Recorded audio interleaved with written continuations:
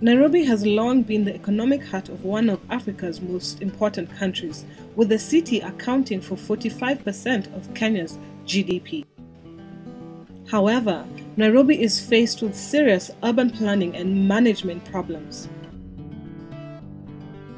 An efficient, affordable, and safe transport system essentially connects people to amenities and daily life. Nairobi has been largely unprepared for the consequences of the rapid population growth, leaving mobility needs in the hands of private cars and uncoordinated and unsafe paratransit operators, the so-called matatus. I live in Buruburu. I commute from Buruburu to town on a daily basis. In the morning, if I leave very early, I am able to get public transport, but from around 7, I have to really find my way to get a bus. And it takes a lot of time to get to town because we have to use alternative routes because of the traffic. In the evening, I have to get my bus before 4:30 because after 4:30, I have to really queue to get a bus. And the service is not so very good.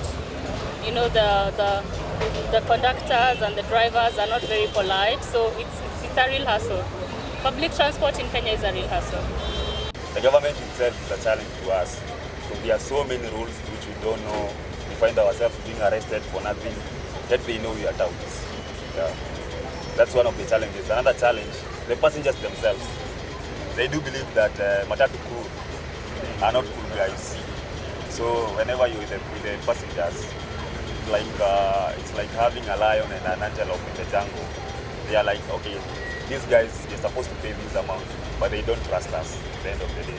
And in fact, most of them use abusive languages. They call us makangas, a name that we don't prefer. We can do better because of the traffic jams. Then sometimes the matatus are too many. Small Nissan matatus are almost everywhere, causing traffic jams, overlapping. So they end up causing more jam on the Kenyan roads. So at the end of it takes longer time. The ones which break traffic rules should actually get arrested and maybe given a penalty. Yeah, because none of that happens. It's just the same unruly matatus, but no one really follows them up. I'd put it like the government, they harass us so much. Like for example, you're hustling, it's a job like any other.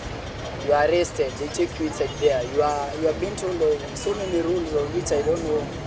Others, they just pick on you.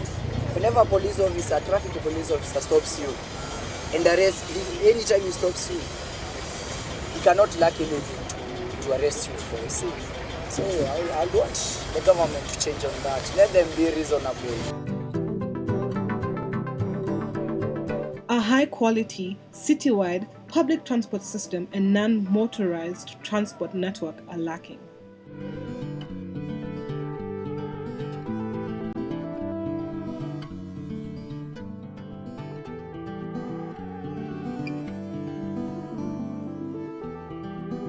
My name is Peter Waiganjo Wagasha. I am a member of the faculty at the School of Computing and Informatics at the University of Nairobi. And I'm also part of the Digital Matatu project, which is a project that we are collaborating in. The general idea, or what Digital Matatus is about, is it's about creating data that can be useful to a variety of users around the Matatu system that we have. My name is Stefanie Holzwart and I am working for the Urban Mobility Unit at UN Habitat in Nairobi, where the headquarters of UN Habitat are based. UN Habitat has used the digital Matatu maps as the basis for demand surveys of public transport, and all that has resulted in the service planning for the first BRT corridor that was produced by ITDP, which is UN Habitat's implementation partner. Different people have used it to create awareness about the Matatu industry and the Matatu transport system. For example,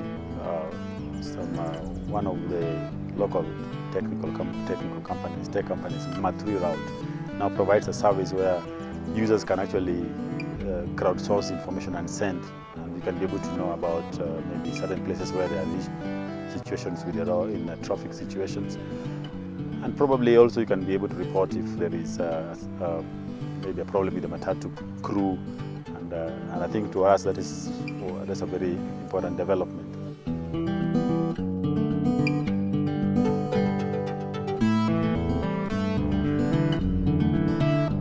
Under the project promoting sustainable transport solutions for East African cities, UN Habitat is supporting Nairobi, Addis Ababa and Kampala to upgrade their transport systems.